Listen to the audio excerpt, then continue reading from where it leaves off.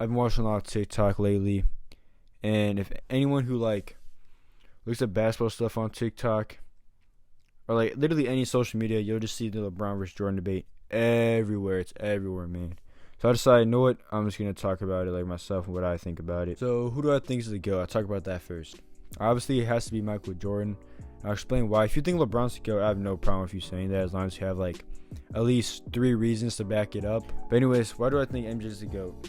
I think MJ is the GOAT because he's really just the closest we've seen to perfection of like any NBA great. Every NBA player all time, I feel like all the NBA greats, at least in the top 10, have had times where they came up short, where they lost in like the finals, where they like choked and stuff.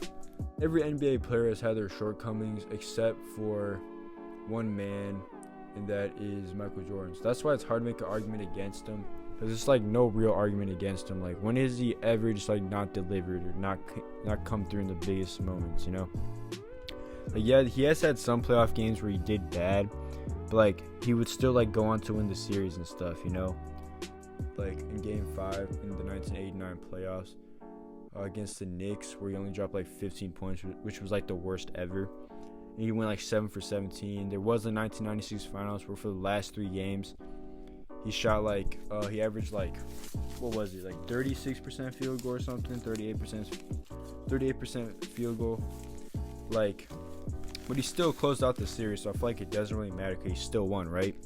I'm not bashing LeBron for like times where he didn't do good and stuff. But literally every NBA great has not come through at some point in their career, like something like, I'm not counting regular season because that doesn't matter, like times where they like score like only like 5 points or something, but that doesn't really matter, to be honest. It's just regular season. Michael Jordan's the one player who just hasn't, like, even when he got swept, he dropped 63 points. I don't know if anyone will ever surpass him as a GOAT. It's really also, it's not even about basketball. Like, his dominance on the court was also insane, but like also like off the court, like his level of popularity was like unmatched. Like, you guys saw The Last Dance, like how popular he was. When will an athlete ever really reach that again? Like, yes, LeBron is super popular.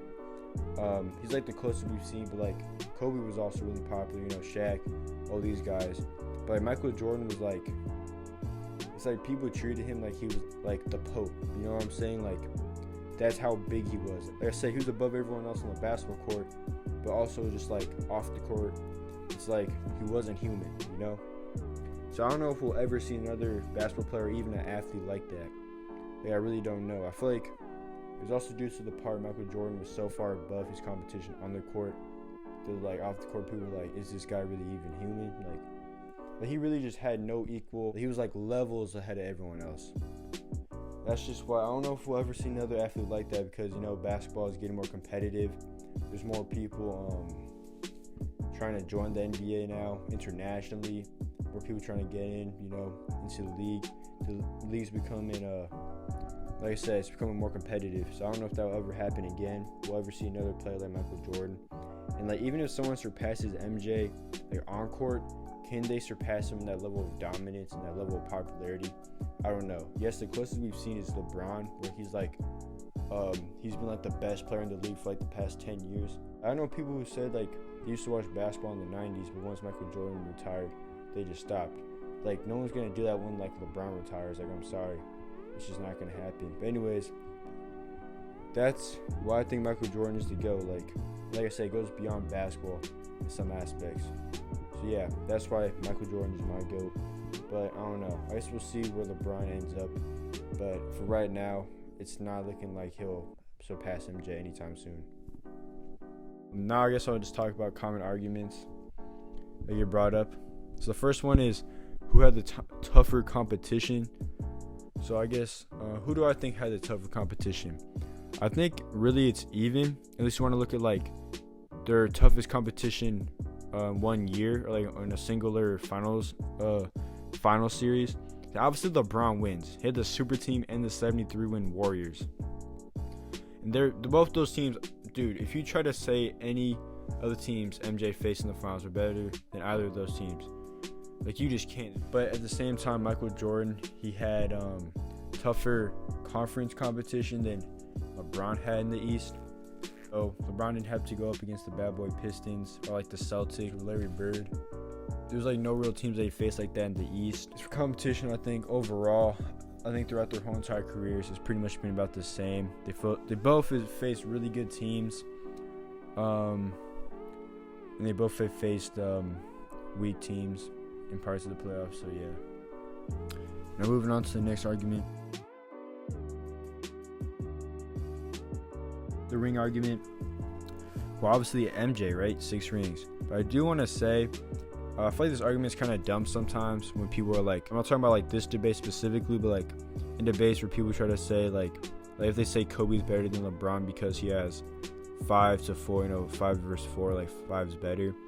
But you really just have to look at, I feel like, finals MVPs, which I feel like are way more important than like rings, because I bring up finals MVPs because both Michael Jordan and LeBron James were the best player on their championship teams, took home the finals MVP trophy every single time, which I feel like is important because it's not about the number of rings to me or like the number of finals MVPs.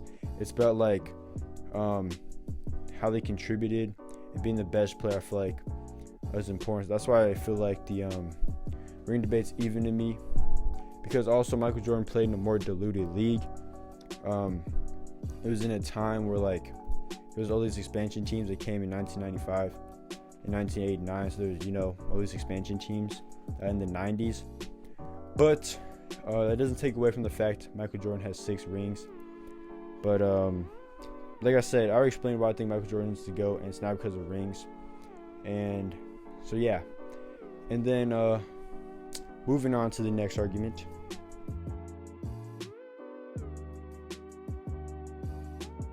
The last one is help. And help, this debate's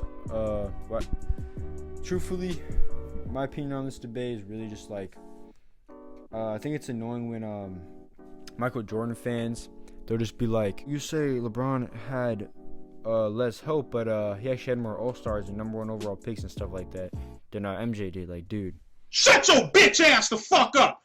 That's the only time this argument's really stupid.